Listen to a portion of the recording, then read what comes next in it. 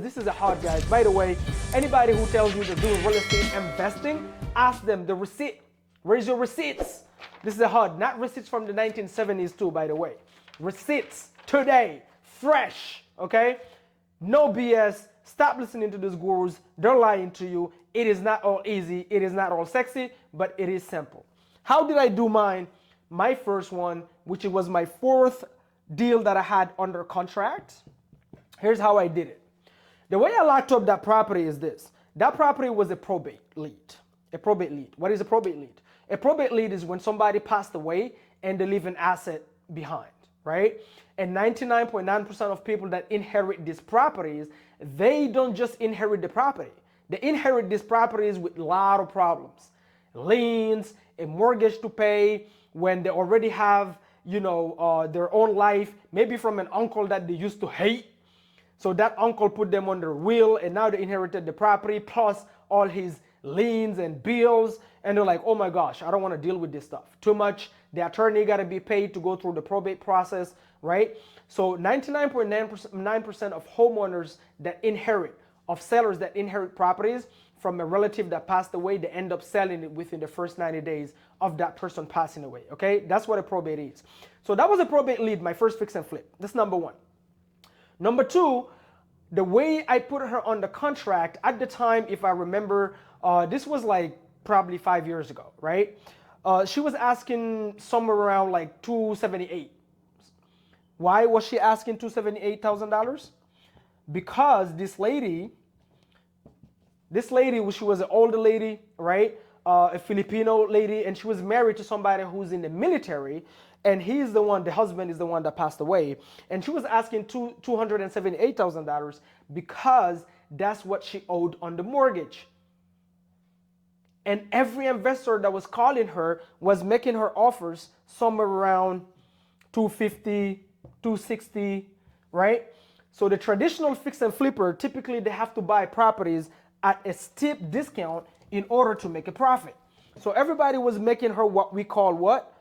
You're gonna hear this term a lot, low ball offer, right?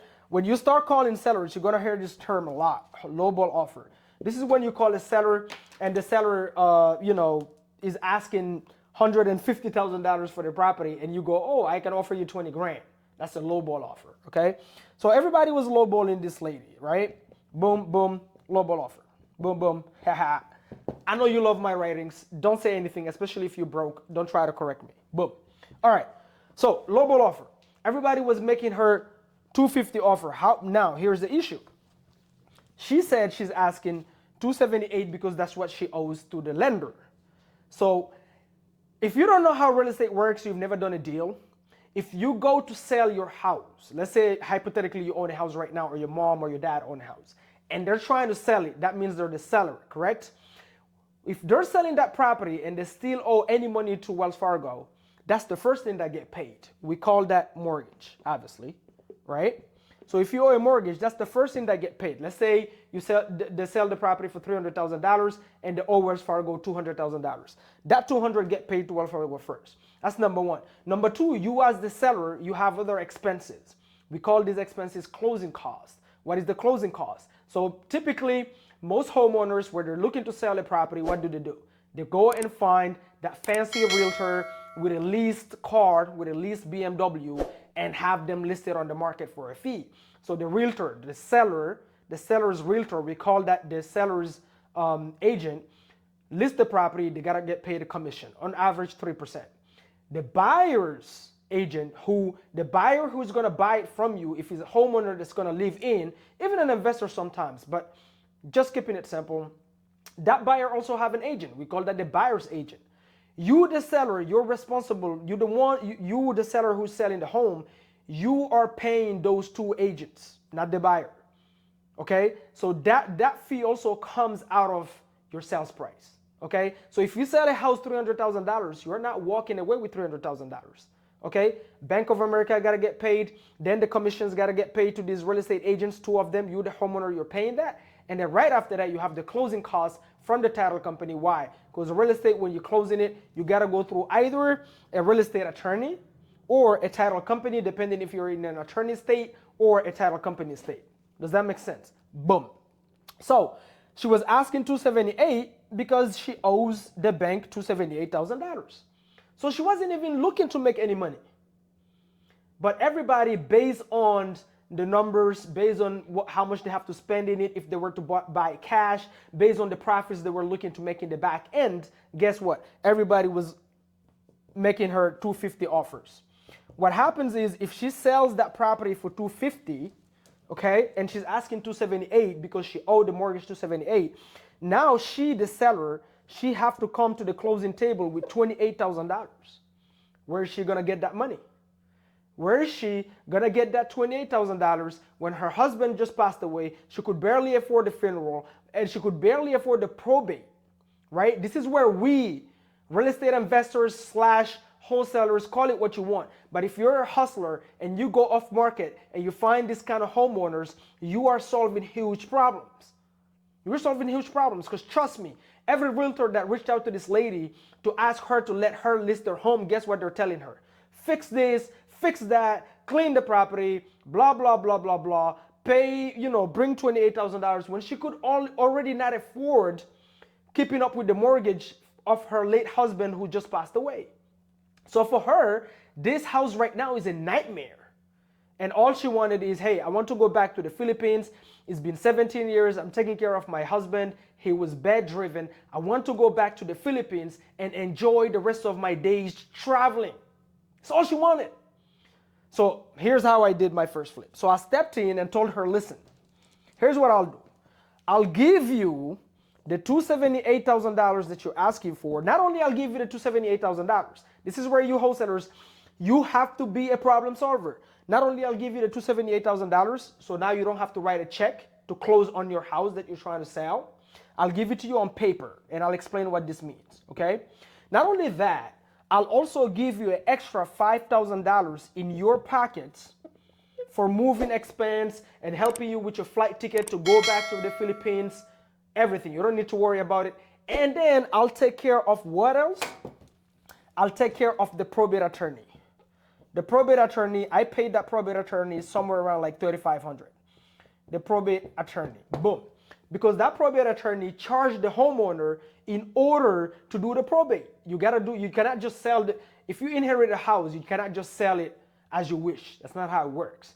Especially which most people don't even know how to set up their will the right way. So when they passed away, their families, instead of mourning their death, guess what's happening? They're dealing with headaches. Probate fees, mortgages, liens. That's why they just want to let it go. They're not real estate investors. They have their own life. Some are nurses, doesn't matter, but they don't want to deal with this house. So in case you're sitting there wondering why wouldn't they just take the property and sell it themselves and make the profit? It is because they are not a real estate investor. That's why.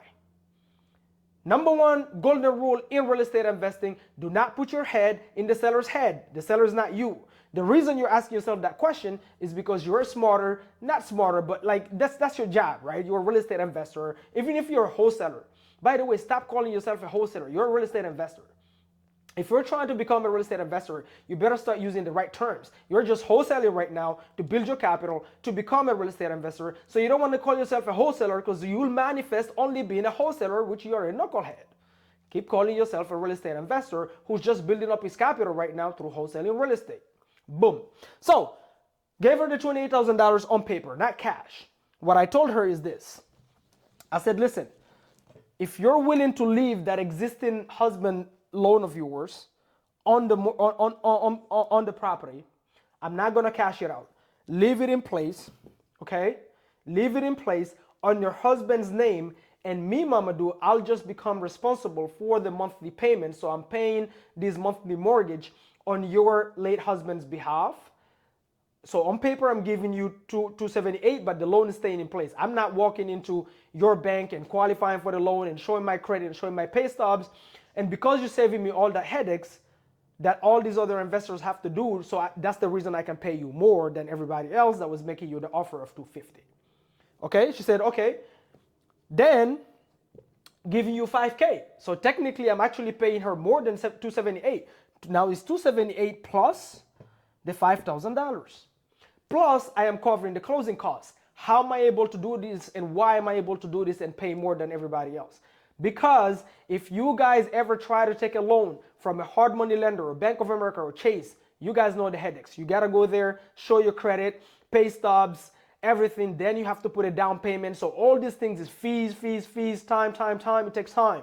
Time is money. We gotta move fast. We're hustlers here, okay? We gotta move fast. So because she's saving me the time, the headaches, and the fees, guess what? I can pay her a little bit more. Plus, I don't have to come up with $278,000 right now up front. Why? Because she's leaving that loan in place on her husband's name. And then we go to closing.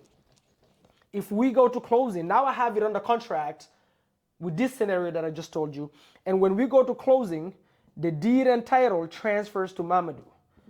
Okay? The only thing that stays on the seller, this is the seller right here. Okay? I know my drawings is ugly, but who cares? It's about the lesson. This is not entertainment. I'm teaching you right now. This is the seller. The only thing that stays on the seller's name is the loan. The house right here now belongs to who? Mamadou. Okay? And I didn't have to qualify for the loan. Okay? And the seller is happy. Now she can move on and go in the Philippines and enjoy her life, which is exactly what happened. This is called buying a property subject. Let me erase this. This is called buying a property subject to. Boom. It's called buying a property subject to, okay? So you buy the property by having the seller leave the existing loan in place on the seller's name, then you transfer deed and title, you own the house, the loan stays on the seller's name, and you just keep making those monthly payments. Guess what? It's called buying the property subject to. So we agreed, she said yes, boom, we put it on paper, boom, now I have a contract. I haven't closed yet, now I have a contract. Boom. This property needed light renovation. What